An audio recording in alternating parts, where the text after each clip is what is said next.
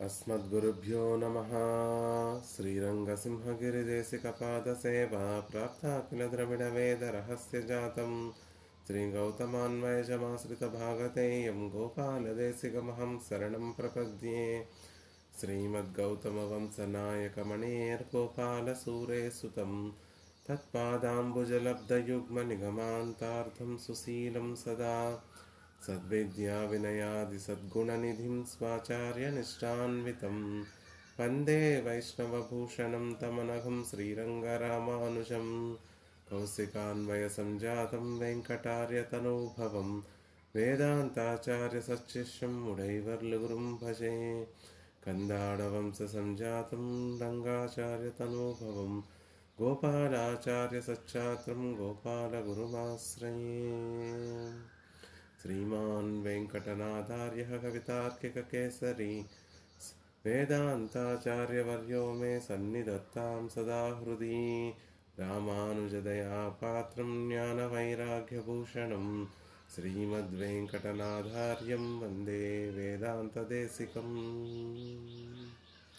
భాగవతోత్తములందరికీ దాసోహాలు సమర్పిస్తూ వేదాంత దేశికులు వారు కృప చేసినటువంటి దయాశతకాన్ని అధ్యయనం చేసేటటువంటి ప్రయత్నం చేస్తున్నాం. అందులో భాగంగా క్రిందటి రోజున 21వ శ్లోకాన్ని అధ్యయనం చేశాం. సమయోపనతై తవ ప్రవాహైరనుకంపే కృత సంప్లవాధరిత్రీ శరణాగత సస్యమాలినీయం వృషశైలే సకృషీబలం ధినోతి. దేశికుల వారు దయ యొక్క వైభవాన్ని, శ్రీనివాసుని యొక్క దయ యొక్క వైభవాన్ని తెలియచేస్తూ శ్రీనివాసుడు అనేటటువంటి కృషీవలుడికి ధరిత్రి ఆనందాన్ని కలగచేస్తోంది అని చెప్తున్నారు. ఆ ధరిత్రి కూడా ఎలాంటి ధరిత్రి అంటే శరణాగత సస్యమాలిని అని చెప్తున్నారు. అంటే శరణాగతులు అనేటటువంటి ప్రపన్నులు అనేటటువంటి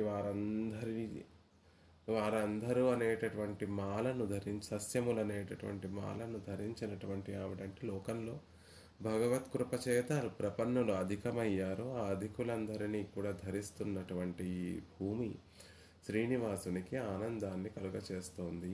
ఇంతమంది ప్రపన్నులు శరణాగతి చేసేటటువంటి వారు ఈ లోకంలో ఉన్నారు అంటే దానికి కారణం సమయోపనతై తవ ప్రవాహై అనుకంపే.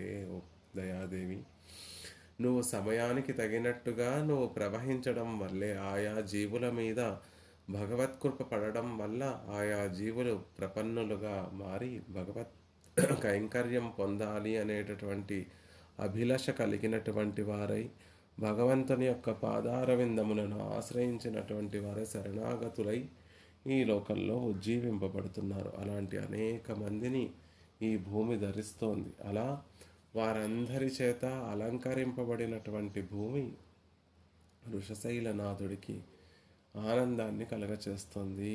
ఆ వృషశైలనాథుడు ఒక కృషీవలుడు, ఒక రైతు తన పంట చేతికి అందినప్పుడు ఎంత ఆనందాన్ని అనుభవిస్తాడో అలా ఈ ప్రపన్నులందరినీ కూడా చూసి పరమాత్మ అంత తన కృషి ఫలించింది అనే విధంగా ఆనందపడుతున్నాడు అనేటటువంటి విషయాన్ని తెలియజేస్తున్నారు.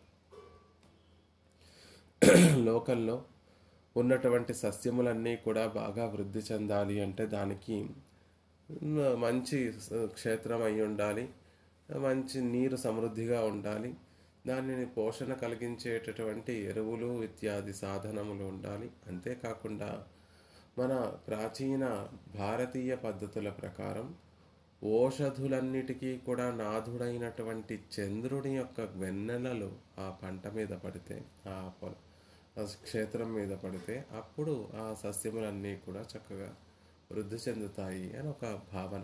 కాబట్టి చంద్రుణ్ణి ఓషధులన్నిటికీ కూడా నాథుడు, ఈ క్షేత్రములు సస్యములన్నిటినీ కూడా పండించేటటువంటి వాడు, తన వెన్నెలను ఆ క్షేత్రముల మీద ప్రసరింపచేసి అవన్నీ వృద్ధి కలిగేటట్టుగా చేసేటటువంటి వాడు అని చెప్తున్నారు.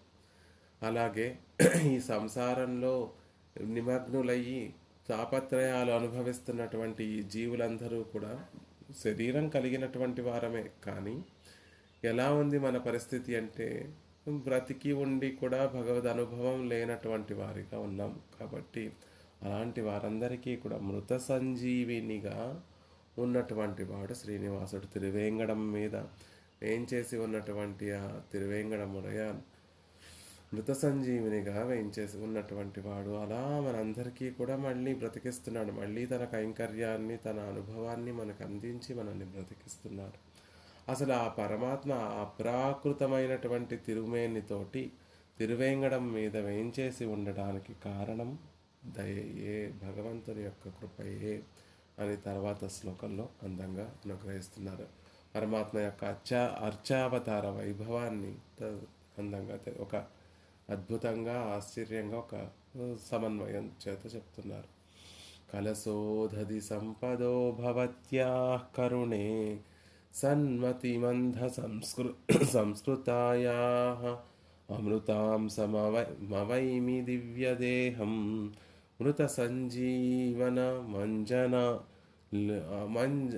మృత సంజీవనం అంజనాచలేందోః కలశోధది సంపదో భవత్యాః కరుణే సన్మతిమంధ సంస్కృతాయాః అమృతాం సమవైమి దివ్యదేహం మృత సంజీవనం అంజనాచలేందోః.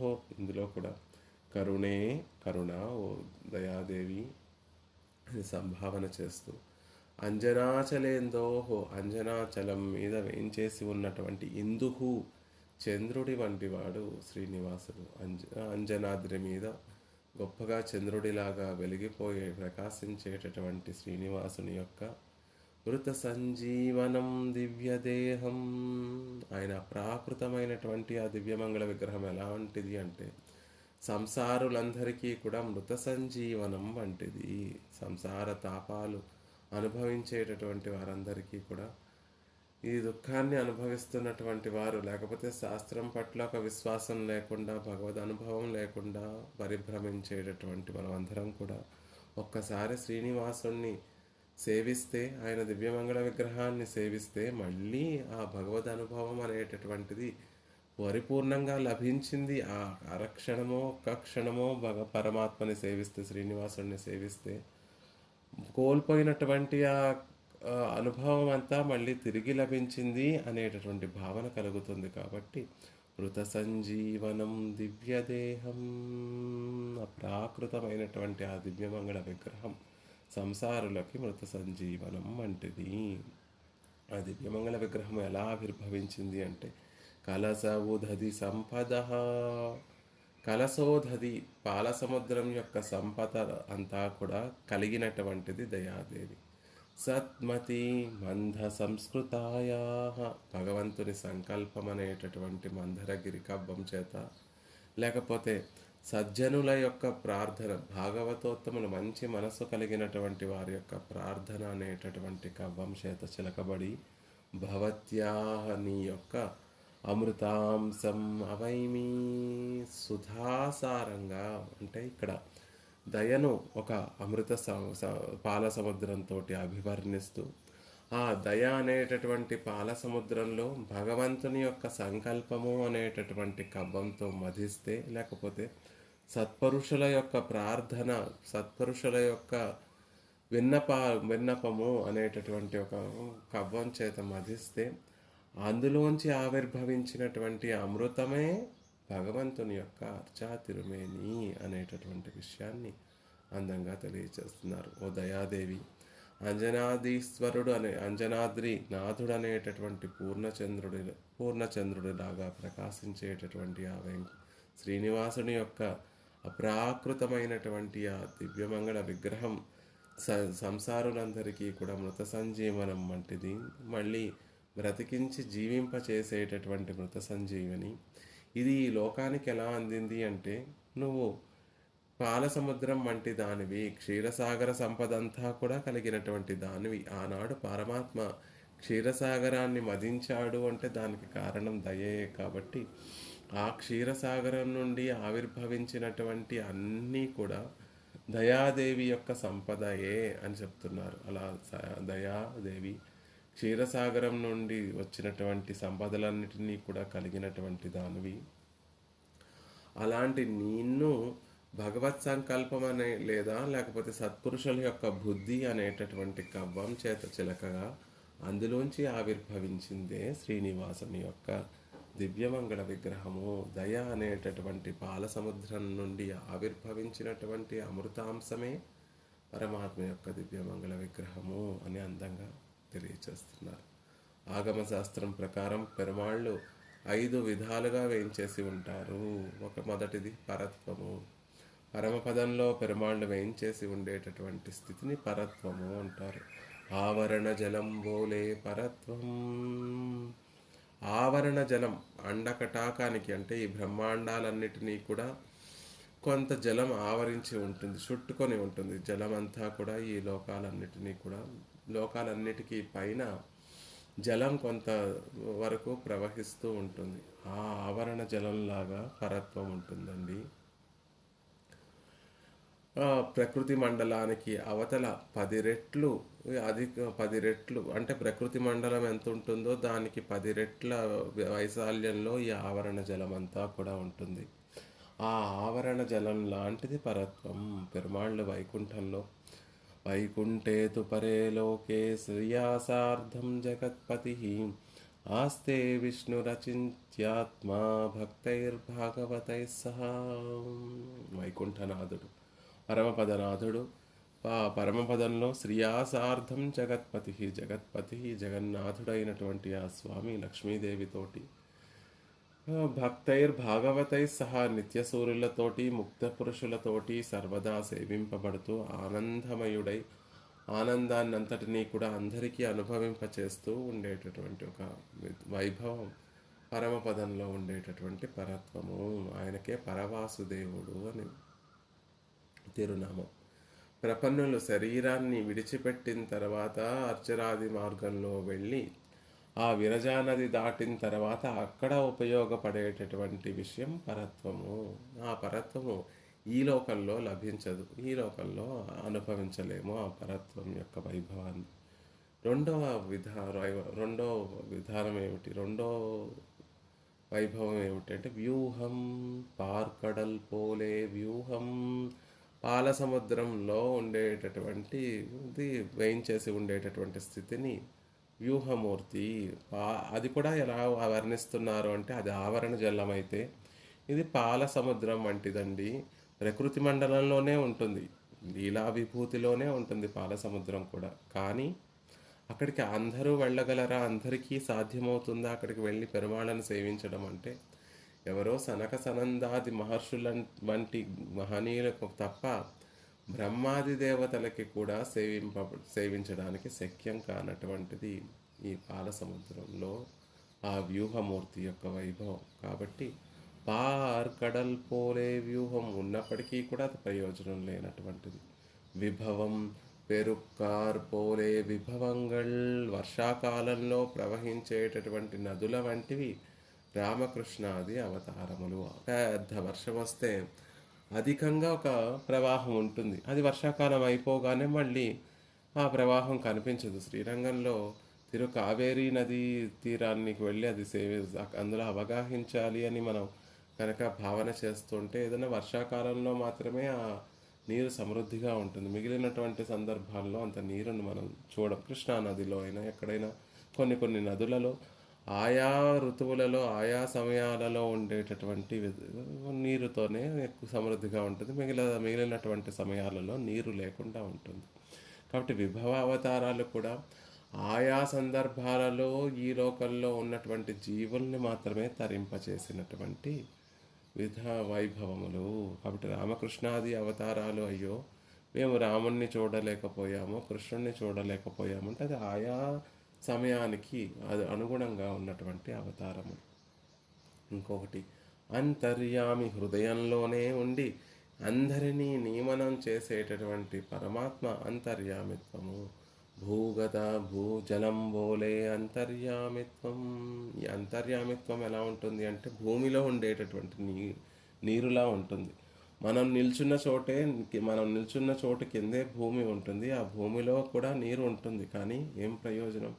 ఆ దాహం కలిగినటువంటి వాడికి ఆ నీరు అందుతుందా అంటే అందదు. సాధన చేయాలి, ఏదో తవ్వుకోవాలి, లేకపోతే మెషిన్లో పెట్టి డ్రిల్ చేసి లోపల వరకు వెళ్తే అప్పుడు ఆ భూమిలో ఉన్నటువంటి నీరు అందుతుంది. అలాగా అంతర్యామిగా ఉన్నటువంటి పరమాత్మని సాధించాలి అంటే అష్టాంగ యోగము ఇత్యాది యోగ సిద్ధ సాధనముల చేత పరమాత్మని ధ్యానం చేత పరమాత్మని దర్శించడానికి ఏదైనా వీలు ఉంటుంది. కాబట్టి ఇది కూడా దుష్కరమైనటువంటి విషయమే అని చెప్తున్నారు. ఇక 5వది అర్చారూపము. అదిలే తేంగిన మడుక్కల్ పోలే అర్చావతారం. తేటగా ఉన్నటువంటి ఒక మడుగులా ఉండేటటువంటిది అర్చావతారం. హాయిగా దాహం కలిగినటువంటి వాడు దోసెట్లతో నీరు తీసుకొని తన దాహార్తిని తీర్చుకునే విధంగా ఉంటుంది అర్చావతారం. ఆ మడుగులోకి దిగి పరిపూర్ణంగా అవగాహించడానికి వీలుగా ఉంటుంది అర్చావతారం అని చెప్తున్నారు. వాన నీరు నిలిచి ఉండేటటువంటి సరస్సు వంటిది అర్చావతారము. కాబట్టి వ్యూహ విభవ అంతర్యామి వైభవాలు విధానములు ఏవైతే ఉన్నాయో అవి దుర్లభాలండి. అర్చావ రూపము అతి సుఖమైనటువంటిది, అతి మనకి సన్నిహితంగా ఉండేటటువంటిది. ఆ అర్చావతారంలో కూడా పెరుమాళ్ళు ఎలా వేయించేసి ఉంటారు అంటే అర్చక పరాధీన అఖిలాత్మస్థితి. పాపో ఆయన ఆరాధించేటటువంటి భక్తులకి అధీనమై ఉండేటటువంటి స్థితి ప్రవృత్తులు కలిగినటువంటి వాడు అర్చామూర్తి. స్వతంత్ర స జగన్నాథోపి అస్వతంత్రో యథా తథా సర్వశక్తి జగద్ధాతాపి అశక్త ఇవ చేష్టతై. నిజంగా ఎలాంటి వాడు పరమాత్మ అంటే స్వతంత్రుడు, నిరంకుశ స్వతంత్రుడు. అయినప్పటికీ కూడా ఈ అర్చావతారంలో ఎలా ఉంటాడు అంటే అస్వతంత్రో యథాతథా, ఏదో స్వాతంత్ర్యం లేనటువంటి వాడిగా ఈ అర్చావతారంలో ఉంటాడు. అర్చకులు ఎలా చేస్తే అలా ఆరాధనను స్వీకరించేటట్టు తనకి స్వాతంత్ర్యం ఏం లేదు. ఈరోజు మాకు ఈ ప్రసాదాన్ని నివేదించండి, ఆర్గింపు చేయండి అని చెప్పడానికి కూడా ఉండనటువంటి స్వాతంత్ర్యం లేనటువంటి విధంగా తనని తాను తక్కువగా చేసుకొని ఉంటాడు పరమాత్మ. సర్వశక్తిమంతుడు, తన సంకల్ప మాత్రం చేత సృష్టినంతటినీ కూడా చేయగలిగినటువంటి గొప్ప శక్తిమంతుడు. అయినప్పటికీ అశక్త ఇవ చేష్టత, ఆయన చేష్టితమును చూస్తే ఏమిటి శక్తి లేనటువంటి వాడుగా ఉన్నాడు అని తన కదలికలు అన్నీ కూడా భక్తుల యొక్క సంకల్పమే తప్ప తన సంకల్ప కారణం కాదావు అన్నట్లుగా ఉంటుంది అర్చావతారం. తిరుమழிశై పిరాన్ అనేటటువంటి మహనీయులు కుంభకోణం అనేటటువంటి దివ్య దేశానికి వెళ్ళి అక్కడ శయన తిరుక్కోలంలో పడుకొని సేవ సాగిస్తూ ఉంటారు పెరుమాళ్ళు. ఆయనని సేవించిన తర్వాత, స్వామి ఏమిటయ్యా ఇలా పడుకొని సేవ సాగిస్తున్నావు? నడిచి నడిచి ఆనాడు రామచంద్రుడిగా ఈ లోకంలోకి అవతరించావు. ఆ 14 సంవత్సరములు అరణ్యములలో నడిచావు. అలా నడిచి నడిచి నీ తిరుపాదములు వస్తున్నాయా? అందుకే పడుకొని ఉన్నావా? ఏమిటి కేశవ, ఏమిటి ఇలా పడుకొని ఉన్నావు? లేచి నాతో మాట్లాడొచ్చు కదా అని ప్రార్థిస్తే వెంటనే పెరుమాళ్ళు లేచి తిరుమల ఆళ్వార్లతోటి మాట్లాడదాము అనేటటువంటి విధంగా లేస్తుంటే, అయ్యో స్వామి, మళ్ళీ వారికే గుర్తొచ్చింది అర్చా తిరుమేని కదా.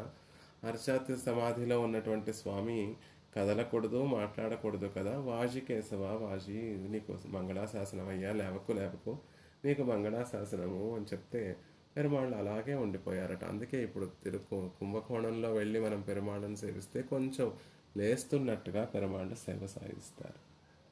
అలా ఒకసారి మళ్ళీ తిరుమழிశై ఆళ్వార్లే కణికಣ್ಣన్ అని తన భక్తుడు తిరుమழிశై ఆళ్వార్ల యొక్క శిష్యులు, ఆ శిష్యుల్ని రాజు తన రాజ్యం నుండి వెళ్ళిపోవయ్యా అని చెప్తే ఆ శిష్యుడు ఆళ్వార్ల దగ్గరకు వచ్చి, స్వామి ఇలా రాజు నన్ను దేశం నుంచి వెళ్ళిపోమన్నారు, నేను వెళ్ళిపోతున్నాను, మీ ఆజ్ఞ కావాలి అంటే తిరుమழிశై ఆళ్వార్లు కూడా నేను కూడా మీతో పాటు వచ్చేస్తాను అని చెప్పి ఆ పక్కనే అప్పటి వరకు ఆ తిరుమழிశై ఆళ్వార్లు యథోత్తకారి సన్నిధిలో కాంచీపురంలో యథోత్తకారి సన్నిధిలో పెరుమాళ్ళ దగ్గర అక్కడ ఉంటున్నారు. ఆ సన్నిధిలో ఏం చేసి ఉన్నారు ఆళ్వార్లు. స్వామితోటి, స్వామి కణికణ్ణన్ వెళ్ళిపోదాం అనుకుంటున్నాడు. కణికణ్ణన్‌తో పాటు నేను కూడా వెళ్ళిపోదాం అనుకుంటున్నాను. నువ్వు కూడా మాతో వచ్చేస్తావా అంటే వెంటనే ఆయన తన ఆదిశేష పర్యంకాన్ని ఒక బెడ్డింగ్‌లా చుట్టేసుకొని, ఒక సామాన్లు ఉంచుకునేటటువంటి దానిలా చుట్టేసుకొని పెరుమాళ్ళతో పాటు వెళ్ళిపోవడం ప్రారంభించారట. ఎప్పుడైతే పెరుమాళ్ళు ఆ దివ్యక్షేత్రాన్ని, ఆ రాజ్యాన్ని విడిచి వెళ్ళిపోవాలి అని సంకల్పం చేశారో, వెంటనే అంధకారం వచ్చి ఆ రాజ్యం అంతా అంధకారం అలుముకుపోయిందట.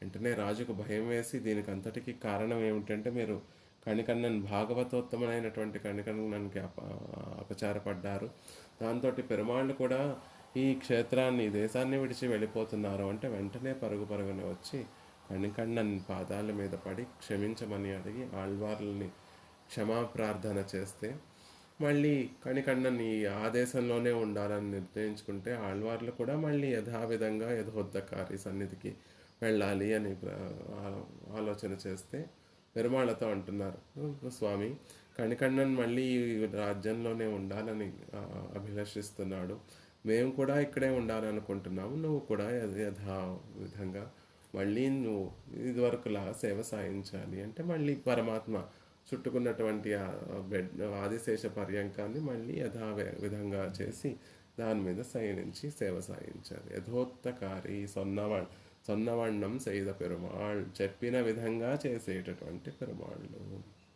అలా ఆయన గొప్పగా ఉన్నప్పటికీ కూడా అర్చక పరాధీన అఖిలాత్మస్థితి, తనను ఆరాధించేటటువంటి వారు ఏ విధంగా కోరుకుంటే ఆ విధంగా ఉండేటటువంటి స్వామి. ఒక చోట పెరుమాళ్ళని ఒక పూరి జగన్నాథ్లో పెరుమాళ్ళని ఎలా సేవిస్తాము అంటే, అది ఒక వృక్షం యొక్క భాగం చేత తయారు చేయబడినట్టుగా ఉంటారు పెరుమాళ్ళు. ఇంకొక చోట గండకీ నదీ తీరంలో అక్కడ ఎలా ఉంటారు పెరుమాళ్ళు అంటే, శ్రీమూర్తులుగా రాళ్లే అక్కడ శ్రీమూర్తులే పెరుమాళ్ళుగా వేయించేసి ఉంటారు. ఇంకొక చోట లోహంతో తయారు చేయబడినటువంటి విధంగా ఉంటారు. అత్తిగిరిలో అత్తి వరదర్ ఎలా ఉంటారు అంటే చెక్కతో చేయబడినటువంటి పెరుమాళ్ళు. అంటే భక్తులు ఏ రూపాన్ని ఏ విధంగా ఎలా కావాలి అని కోరుకొని, ఎలా సేవ సాయించాలి అని కోరుకుంటే అలా సేవ సాయిస్తూ ఉండేటటువంటి వారు కాబట్టి అర్చక పరాధీన అఖిలాత్మస్థితి, ఉండేటటువంటి స్థితి అత్యంత పరమాత్మ తన పరత్వాన్ని, తన స్వాతంత్ర్యాన్ని అన్నిటినీ విడిచిపెట్టేసి ఈ విధంగా ఉండడము, ఈ విధంగా మన కోసం అర్చామూర్తిగా వేయించేసి ఉండడం, ఆ పరమాత్మ తన వాత్సల్య సౌలభ్య సౌశీల్య గుణాలన్నిటినీ కూడా గొప్పగా ప్రకాశింపచేయడమే. అలా ఆగమ శాస్త్రంలో చెప్పబడినటువంటి ఆ 5 రూపాలలో అత్యద్భుతమైనటువంటి అర్చామూర్తిని, వైభవాన్ని ఇక్కడ ఈ శ్లోకంలో అనుగ్రహిస్తున్నారు దేశికుల వారు. కిందటి శ్లోకంలో శరణాగత సస్యమాలిని అని శరణాగతులందరూ కూడా ఈ లోకంలో ఉండేసరికి కృషీవలుడైనటువంటి శ్రీనివాసుడు సంతోషించాడు అని పరమాత్మ సంతోషించాడు అని అనుగ్రహించారు. మరి ఆ సంసారులందరూ ప్రపన్నులైన తర్వాత ఎక్కడ శరణాగతి చేయాలి అంటే, శరణాగతి చేయడానికి యోగ్యమైనటువంటి స్థితి ఏది అంటే అర్చామూర్తియే శరణాగతి చేయడానికి ఉండేటటువంటి స్థితి. కాబట్టి ఆ అర్చామూర్తి యొక్క వైభవాన్ని చెప్తున్నారు. యామునాచార్యుల వారు కూడా మూర్తం బ్రహ్మ తతోపి తత్ప్రియతరం రూపం యదత్యద్భుతం యాన్యన్యాని యథా సుఖం విహరతో రూపాణి సర్వాణి తాని. పరమాత్మకు ఉన్నటువంటి రూపాలన్నిటిలో పరబ్రహ్మం అనేటటువంటి జ్ఞానానంద స్వరూపమైనటువంటి రూపం కన్నా కూడా ఆ రూపంలో అసంఖ్యాకములైనటువంటి గుణముల కంటే కూడా లోక సంరక్షణార్థం ఈ లోకానికి వచ్చినటువంటి వచ్చి స్వీకరించినటువంటి అర్చావతారమే దివ్యమంగళ విగ్రహమే చాలా ప్రియమైనటువంటిది, అద్భుతమైనటువంటిది అని యామునాచార్యుల వారు కూడా ప్రియతమం రూపం యతత్యద్భుతం అని ఈ అర్చామూర్తిగా వేయించేసి ఉండేటటువంటి రూపము ప్రియమైనది, అద్భుతమైనటువంటిది అనే విషయాన్ని చెప్తున్నారు. అలాంటి ఆ దివ్యమంగళ విగ్రహం మనకి లభించింది. అలాంటి విగ్రహం మనకి లభించింది. అచ్చా తిరుమేనితోటి పెరుమాళ్ళు ఇక్కడ వేయించేసి ఉన్నారు అంటే దానికి కారణం దయాదేవి. నీ ఉపకారమే సుమా అనేటటువంటి విషయాన్ని చెప్తున్నారు. సస్యములన్నీ వృద్ధి చెందాలి అంటే దానికి దోహదపడేటటువంటి వాడు చంద్రుడండి. చంద్రుడికి విదుహు, సుధాంసు, శుభ్రాంసు, హో ఓషధీసో నిశాపతి. ఓషధీసుడు ఓషధములన్నిటికీ కూడా నాథుడు అనే విషయాన్ని చెప్తున్నారు. ఆ చంద్రుడు ఎక్కడి నుండి ఆవిర్భవించాడు అంటే పాల కడలని చిలికినప్పుడు అందులోంచి కల్పతరువు, కామధేనువు, కౌస్తుభము, అమృత కలశము ఇత్యాది వాటన్నిటితో కూడా ఆవిర్భవించినటువంటి వాడు. అందుకే చంద్రుడు అమృత కిరణుడు. అమృతం ఆవిర్భవించినటువంటి దాంతో పాటు ఆవిర్భవించాడు కాబట్టి అమృతాన్ని ప్రసరింపచేసేటటువంటి వాడు. లోకంలో ఉన్నటువంటి చంద్రుడి యొక్క కిరణములు మనం ఆస్వాదిస్తాము, అందులో ఉన్నటువంటి అమృత తత్వాన్ని మనం అనుభవిస్తామో అనుభవించమో తెలియదు. కానీ ఇక్కడ వెంకటాచలేందుహో వెంకటాచలం మీద వేంచేసి ఉన్నటువంటి ఈ చంద్రుని సేవిస్తే మాత్రం ఆ అమృతతత్వము, ఆనందతత్వం అనేటటువంటిది ఏదైతే ఉందో అది తప్పక మనం అనుభవించేటటువంటి విధంగా ఉంటుంది. అందుకే మృత సంజీవనం అంజనాచలేందో. ఆయన చంద్రుడు అమృత కిరణుడు, శ్రీనివాసుడు కూడా అమృత కిరణుడు అండి. ఆయన కృపా కటాక్షములు మన మీద పడితే మృత సంజీవనం, అప్పటి వరకు మనకి భగవద్ అనుభవం లేకుండా ఉన్నటువంటి మనకి ఒక అనుభవం, గొప్ప అనుభూతి అనేటటువంటిది, కైంకర్యం అనేటటువంటి లాభం కలుగుతుంది. కాబట్టి ఆయన మృత సంజీవనం అంజనాచలేందోహో, అంజనాచలం మీద వేయించేసి ఉన్నటువంటి ఈ చంద్రుడు అని చెప్తున్నా. కలశోధది సంపదో భవత్యా. అమృతం కలశం పుట్టినందువల్ల క్షీరాబ్దికి కలశోధది, ఉదధి అంటే సముద్రము, కలశోధది అమృత సముద్రము అని దానికి పేరు. దయాదేవి పాలకడలిగా నిరూపింపబడుతోంది, ఒక పాల సముద్రంలా నిరూపింపబడుతోంది. కాబట్టి ఆ పాల సముద్రం నుండి ఆవిర్భవించినటువంటి సంపద అంతా కూడా ఎవరిదవుతుంది అంటే దయాదేవిదే అవుతుందండి. కలశోధది సంపదో భవత్యా, నీదే తల్లి ఆ సంపద అంతా కూడా అని ఒక అర్థం. లేకపోతే ఆనాడు క్షీరసాగరాన్ని పరమాత్మ చిలికింది దయతోనే, కృపతోనే, దేవతల మీద ఉండేటటువంటి కృపతోటి. కాబట్టి అందులోంచి ఆవిర్భవించినటువంటి విలక్షణమైనటువంటి వస్తువులన్నీ కూడా ఆ దయకే చెందినటువంటి, కృపకే చెందినటువంటివి అని చెప్తున్నారు. లేకపోతే వెన్నెల లాంటి, చల్లని పాలలాంటి హృదయం, వెన్నలాంటి హృదయం కలిగినటువంటిది దయాదేవి అని చెప్తున్నారు. పరమాత్మ తన ఇచ్ఛ చేత మళ్ళీ లక్ష్మీదేవిని పొందడం కోసం క్షీరాబ్దిని మదించాడండి. కానీ దయాదేవి ఆయన కన్నా గొప్పది. ఇతరుల్ని మదించడం లేదు, తనలో తానే మదింపబడుతోంది దయాదేవి. ఇప్పుడు దేశికుల వారు ఎలా చెప్తున్నారు అంటే, దయాదేవి అనేటటువంటి పాల సముద్రాన్ని భగవత్ సంకల్పము లేక సజ్జనుల యొక్క ప్రార్థన అనేటటువంటి కపం చేత మధిస్తే అందులోంచి ఆవిర్భవించినటువంటి అమృత తత్వమే దివ్య అర్చా తిరుమేని అని చెప్తున్నారు. కాబట్టి ఇక్కడ దయాదేవి ఇతరుల్ని మదించకుండా తనలో తానే మదన పడుతోంది మనని ఉజ్జీవింప చేయడానికి. అందుకే కలశోధది సంపదో భవత్యాహ అని చెప్తున్నారు. కరుణే సన్మతి మంద సంస్కృతాయా. పాలకడలని మదనం చేయడం చేత సంస్కరింపబడింది. ఒక మందర గిరిని అనేటటువంటి కవ్వాన్ని తీసుకొచ్చి ఆ పాల సముద్రాన్ని చిలకగా అందులోంచి అమృతం వచ్చింది. ఇక్కడ సన్మతి, సత్ మతి సన్మతి, పరమాత్మకి ఓం తత్ సత్ ఇతి నిర్దేశో బ్రహ్మణ త్రివిధ స్మృత. పరమాత్మకు ఉండేటటువంటి తిరునామములు ఏమిటి అంటే ఓం ప్రణవము, తత్ అంటే ఆయన, సత్ అంటే ఆయన పరమాత్మ. కాబట్టి సన్మతి, పరమాత్మ యొక్క సంకల్పం చేత దయా అనేటటువంటి సముద్రము మధింపబడింది. ఏకం సద్విప్రాహ బహుదా వదంతి అని శృతి. వేదం చెప్తోంది. ఏకం సత్, ఒకటే సత్ అనేటటువంటి పదార్థం ఉంది. విప్రాహ ప్రాజ్ఞులైనటువంటి వారందరూ బహుదా వదంతి, దానిని అనేక విధాలుగా చెప్తున్నారు అని వేదం కూడా పరమాత్మని సత్ అనేటటువంటి శబ్దంతో చెప్తుంది. అలా సత్ వాచ్యుడైనటువంటి పరమాత్మ సంకల్పం చేత సంస్కరింపబడింది దయాదేవి. క్షీరసాగర సంపత్తులాగా దయాదేవికి కూడా శీతలత్వం ఉంటుందండి. గాంభీరత్వం, మధురత్వము, మహత్వం అనేటటువంటి గుణములు ఉన్నాయి. ఆ క్షీరసాగరంతో దయాదేవిని పోలుస్తున్నారు కాబట్టి అది చల్లగా ఉంటుంది. పరమాత్మ కృప చల్లగా ఉంటుంది. పరమాత్మ కృప మధురంగా ఉంటుంది. క్షీరము మధురంగా ఉంటుంది. దీనికి గొప్ప మహత్వం ఉంటుంది. ఆ క్షీరసాగరానికి కూడా గొప్ప మహత్వం ఉంటుంది. కాబట్టి దయ అనేటటువంటి క్షీరసాగరాన్ని భగవంతుని యొక్క మతి అనేటటువంటి సంకల్పం అనే కవ్వం చేత చిలికితే అందులోంచి ఆవిర్భవించింది అర్చాతురమేని. సన్మతి సంస్కృతాయా. సత్ మతి అంటే సత్పురుషుల యొక్క బుద్ధి అని కూడా అర్థం.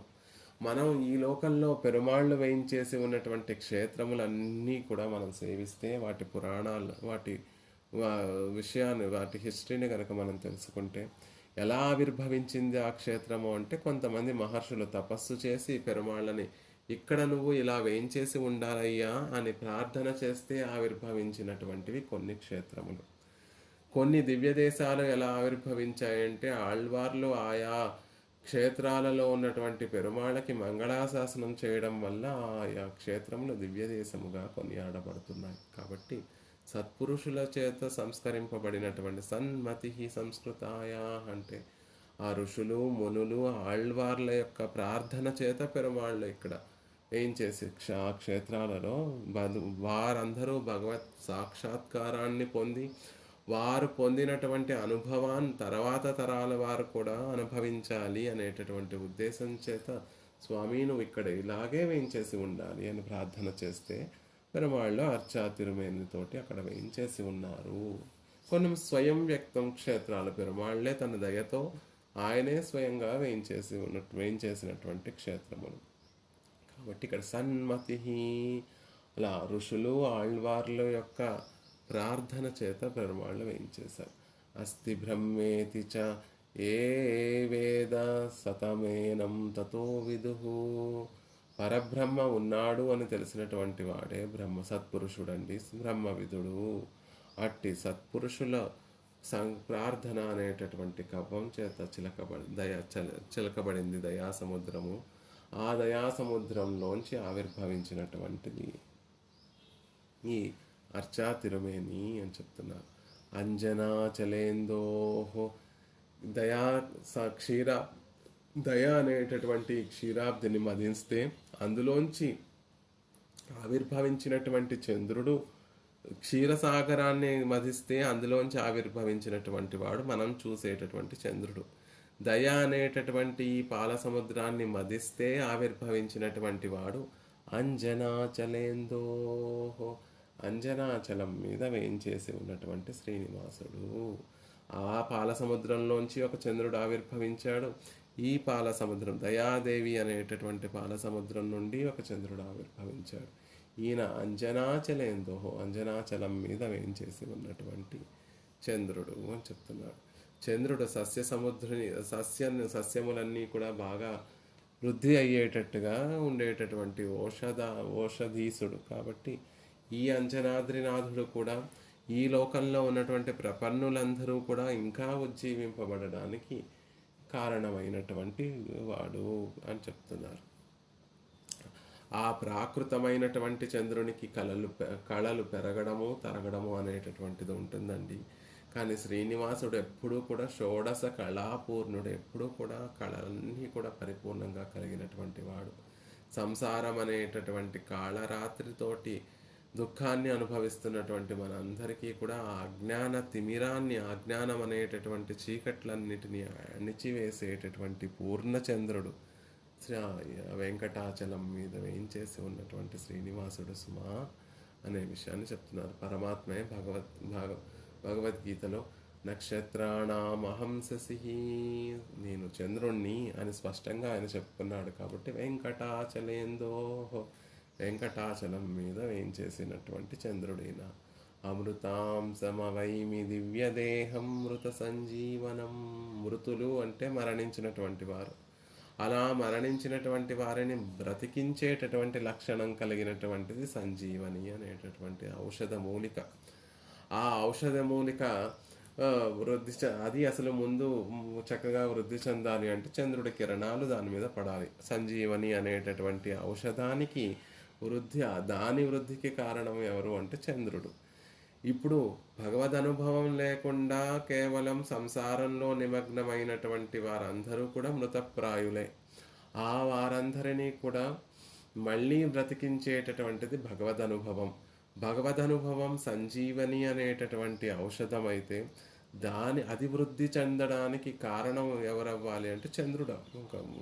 ఒక ఔషధ మూలిక పుట్టి బాగా పెరగాలి, అది బాగా ఒక మొక్కలా ఉన్నటువంటిది అది బాగా విస్తరించాలి అంటే ఎలా అయితే చంద్రకిరణములు కావాలో, భగవద్ అనుభవం అనేటటువంటి మృత సంజీవని అనేటటువంటి ఔషధం కూడా వృద్ధి చెందాలి అంటే పెరుమాళ్ళు వెంకటాచలైందో, వెంకటాచలం మీద ఉండేటటువంటి చంద్రుడు అవసరం, శ్రీనివాసుడు అవసరము అంటున్నారు. ఆనాడు హనుమ ఆ వానరులందరూ కూడా మరణించి మూర్ఛను పొందినటువంటి స్థితిలో ఉంటే ఔషధ సంజీవిని పర్వతాన్ని తీసుకొచ్చి వారందరికీ కూడా మళ్ళీ ఎలా అయితే స్వస్థతను కలగచేశాడో, భగవత్ కృప అనేటటువంటి దయా సముద్రాన్ని మదిస్తే అందులోంచి శ్రీనివాసుడు అనేటటువంటి అర్చామూర్తి ఆవిర్భవించాడండి. ఆయన ద్వారా ఈ లోకంలోకి భగవద్ అనుభవం అనేటటువంటిది వృద్ధి ప్రవహిస్తోంది. తద్వారా లోకంలో ఉన్నటువంటి వారందరూ కూడా మళ్ళీ స్వస్థతను పొందుతున్నారు, జీవత్వాన్ని పొందుతున్నారు అని చెప్తున్నారు. లెక్కలేనన్నటువంటి పాపాలు చేసినటువంటి జీవులందరూ కూడా మృతప్రాయులే. క్షీరాబ్దితో సమానమైనటువంటి ఆ దయా సాగరాన్ని సన్మతి అనేటటువంటి మందరగిరి, సత్పురుషుల యొక్క బుద్ధి అనేటటువంటి మందరగిరి చేత మధిస్తే దయాకలశోధది అనేటటువంటి సంపదలో ముఖ్యమైనటువంటిది ఏమిటి అంటే ఎన్నో సంపదలు, ఆ దయలోంచి ఎన్నో సంపదలు వస్తాయి. ఆ సంపదలన్నీ కూడా దయకి చెందినటువంటివే. కానీ అందులో ముఖ్యమైనటువంటిది ఏమిటి అంటే అమృతమయమైనటువంటి దివ్యమంగళ విగ్రహం. అర్చా తిరుమేనితోటి పెరుమాళ్ళు అంటే పెరుమాళ్ళ దయతోటి ఎన్నో కార్యములు చేస్తూ ఉంటాడు స్వామి. రాముడిగా కృష్ణుడిగా అవతరించడము దయా కార్యమే. పరమపదం నుండి క్షీరాబ్ది వరకు దిగి రావడము దయా కార్యమే. అలా ఎన్నో కార్యములు సంపదలు ఆ దయాదేవికి ఉంటాయి. కానీ అందులో ముఖ్యమైనటువంటిది ఏమిటి అంటే అర్చా తిరుమేనిగా పెరుమాళ్ళు ఈ లోకంలోకి రావడం దయా కార్యాలలో అత్యంత ముఖ్యమైనటువంటిది అని చెప్తున్నారు. దివ్యదేహం దిహ ఉపచ్చయే అంటే వృద్ధిని తెలియచేస్తుంది. మిగిలినటువంటి సంసారంలో ఉన్నటువంటి వారందరి యొక్క శరీరాలు ఎలాంటివి అంటే ఆవిరించాద్ అమంగళం, చతుర్ముఖ బ్రహ్మ నుండి ఉన్నటువంటి వారందరి శరీరాలు కూడా అపవిత్రమైనటువంటివి, కర్మానుభవంతో కూడినటువంటివి. కానీ పెరుమాళ్ళ యొక్క దివ్యమంగళ విగ్రహం అలాంటిది కాదండి. అచ్చా తిరుమేనితోటి ఆయన ఎక్కడికి వేయించేసినా అది అప్రాకృతమైనటువంటి దివ్యమంగళ విగ్రహము. తన ఇచ్ఛతోటి తన సంకల్పంతో స్వీకరించినటువంటి తిరుమేని కాబట్టి పరమపదంలో ఎలాంటి తిరుమేనితో పెరుమాళ్ళు వేయించేసి ఉంటారో అర్చా తిరుమేనిలో కూడా అదే వైభవం కనిపిస్తుంది మనకు అనే విషయాన్ని అమృతాంసం అవైమి. అందుకే లోకంలో దానిని అనుభవించినటువంటి వారందరూ కూడా ఇది మామూలు విగ్రహం కాదండి. ఆ పరమపదంలో ఆనాడు రాముడిగా ఉన్నటువంటి వాడి ఆయన ఏ తిరుమేనితో ఏం చేసి ఉన్నాడో అలాంటి తిరుమేని అని భావన చేస్తారు. భక్తానాం త్వం ప్రకాశసే, భక్తుల్ని రక్షించడం కోసం ధరించినటువంటి తిరుమేని అర్చా తిరుమేని. కాబట్టి అమృత సారమైనటువంటి ఆ శ్రీనివాసుని యొక్క దివ్యమంగళ విగ్రహాన్ని సేవించి మామేకం శరణం వ్రజ అని కృష్ణ భగవానుడు చెప్పినట్లుగా తన పాదాలనే శరణు పొందాలి అని సుస్పష్టంగా బోధిస్తున్నటువంటి తిరుమేని ఏది, అర్చా తిరుమేని ఏది అంటే వెంకటాచలేందుహో అంజనాచలేందుహో, అంజనాద్రి మీద వేయించేసి ఉన్నటువంటి ఈ శ్రీనివాసుడే కదా అని చెప్తున్నారు. అలా పాపాలతో తాపత్రయాలతోటి అనుభవిస్తూ మృతప్రాయులుగా ఉన్నటువంటి దేవ, తిర్యక్, మనుష్య, స్థావర ఇత్యాది శరీరములు కలిగినటువంటి జీవులందరికీ కూడా శ్రీనివాసుని యొక్క అర్చామూర్తిని దర్శించగానే ఆ శ్రీనివాసుని యొక్క చరణం శరణం శ్రీ వెంకటేశ చరణం శరణం ప్రపద్యే అని త్రికరణ శుద్ధిగా స్మరించినటువంటి వెంటనే ఆ జీవుల యొక్క సర్వపాపాలు తొలగింపబడి దుఃఖాలు పోయి అమృతతత్వం అనేటటువంటిది, ఆనందం అనేటటువంటిది లభిస్తుంది. అమృతమయమైనటువంటి ఆ దివ్యమంగళ విగ్రహాన్ని దర్శించిన మాత్రాన్ని ఒక ఆనందం, ఒక అలౌకికమైనటువంటి ఒక ఆనందము జీవులందరినీ ఉజ్జీవింప చేస్తుంది. కాబట్టి దానిని మృత సంజీవనము అంటున్నారు. అలా దయాదేవి అనేటటువంటి ఆ సముద్రాన్ని మదిస్తే అందులోంచి ఆవిర్భవించినటువంటి గొప్ప తిరుమేని పెరుమాళ్ళ అర్చా తిరుమేని అండి. ఆ అర్చా తిరుమేనిని సేవించడం వల్ల మళ్ళీ మనకి భగవద్ అనుభవం అనేటటువంటిది లభిస్తుంది. భగవద్ అనుభవం ఎప్పుడైతే లభిస్తుందో అప్పుడు మళ్ళీ మనం బ్రతికినటువంటి వారం అవుతాము అని చెప్తూ, కలశోధది సంపదో భవత్యా కరుణే సన్మతిమంథ సంస్కృతాయా అమృతాం సమయమవైమి దివ్యదేహం మృత సంజీవనం అంజనాచలేందో. సంజీవని అనేటటువంటి ఔషధం బాగా వృద్ధి చెందాలంటే చంద్రుడు కావాలి. ఆ చంద్రుడు లో ఆకాశంలో ఉన్నటువంటి చంద్రుడు, ఇక్కడ భగవద్ అనుభవం అనేటటువంటి చంద్రుడు, ఆ సంజీవనం మనని బ్రతికిస్తుంది. సంజీవని ఔషధం మనని బ్రతికిస్తుంది. అది గొప్పగా ఉండాలి, అది గొప్పగా వృద్ధి చెందాలి అంటే శ్రీనివాసుడు వెంకటాచలం మీద వేయించేసి ఉన్నటువంటి తిరువేంగడముడయాన్ అనేటటువంటి చంద్రుడు కావాలి అని చెప్తూ అందంగా అభివర్ణిస్తున్నారు. ఒకదానికొకటి లింకు. మనం తాపత్రయాలు దుఃఖాలతోటి బ్రతికి ఉన్నా కూడా మృతప్రాయులుగా ఉన్నాం. మనల్ని బ్రతికించాలి అంటే సంజీవని అనేటటువంటి ఔషధం కావాలి. ఆ ఔషధి కావాలి అంటే ఓషధులకి నాథుడైనటువంటి చంద్రకాంతి కావాలి, వెన్నెల కావాలి. ఆ వెన్నెల ఎక్కడ ఆకాశంలో అయితే ఆకాశంలో లభిస్తుంది. కానీ ఇక్కడ మనం బ్రతకాలి అంటే సంజీవని అనేటటువంటి భగవద్ అనుభవం కావాలి. ఆ అనుభవం ఎక్కడ లభిస్తుంది అంటే అంజనాచలం మీద లభిస్తుంది. అంజనాచలం మీద చంద్రుడిగా వేయించేసి ఉన్నటువంటి ఆ శ్రీనివాసుణ్ణి సేవిస్తే భగవద్ అనుభవం లభిస్తుంది. తద్వారా మనం జీవించినటువంటి వారం అవుతాము. మరి శ్రీనివాసుడు అనేటటువంటి దివ్యమంగళ విగ్రహం ఇక్కడికి వేయించేయడానికి కారణం ఎవరండి అంటే దయాదేవియే. కలశోధది సంపదో భవత్యా సన్మతిమంథ సంస్కృతాయా అమృతాం సమయమవైమి దివ్యదేహం మృత సంజీవనం అంజనాచలేందో అని అందంగా తెలియచేస్తున్నారు.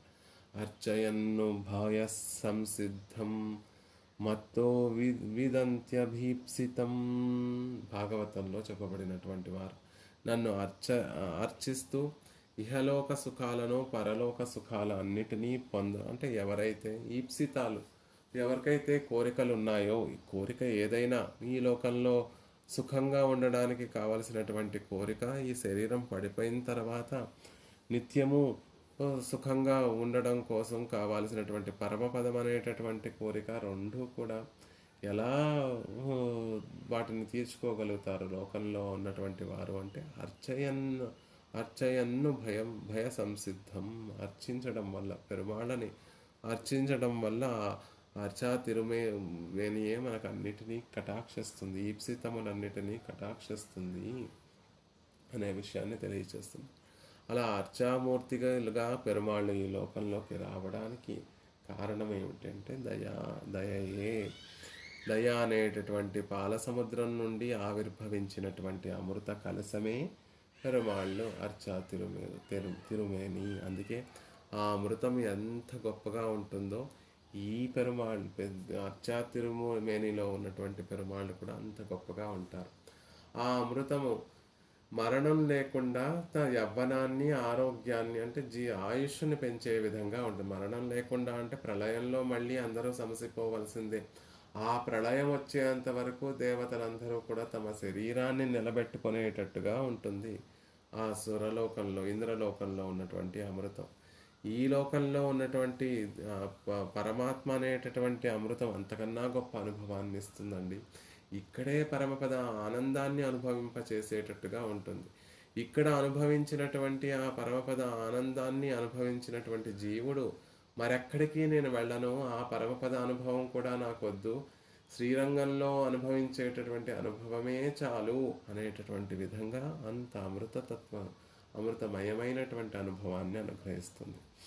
ఆ అమృతం ఏదో ఒకసారి 2 సార్లు స్వీకరిస్తే మొహం మొత్తుతుందండి. కానీ పరమాత్మ అర్చాతిరుమేని అనేటటువంటి ఈ అమృతం ఎంత అనుభవించినా అనుభవానికి మొహం మొత్తటం అనేటటువంటిది ఉండదు. అతృప్తామృతంగా నిరంతరము శ్రీరంగంలో 365 రోజులు శ్రీరంగంలో మనం అక్కడే ఉండి పెరుమాళ్ళని సేవించిన, నిత్యము సేవించిన, ఏనాడు కూడా నిన్నట్లాగే మనకి సేవ అయిందే అనేటటువంటి భావన ఉండదు.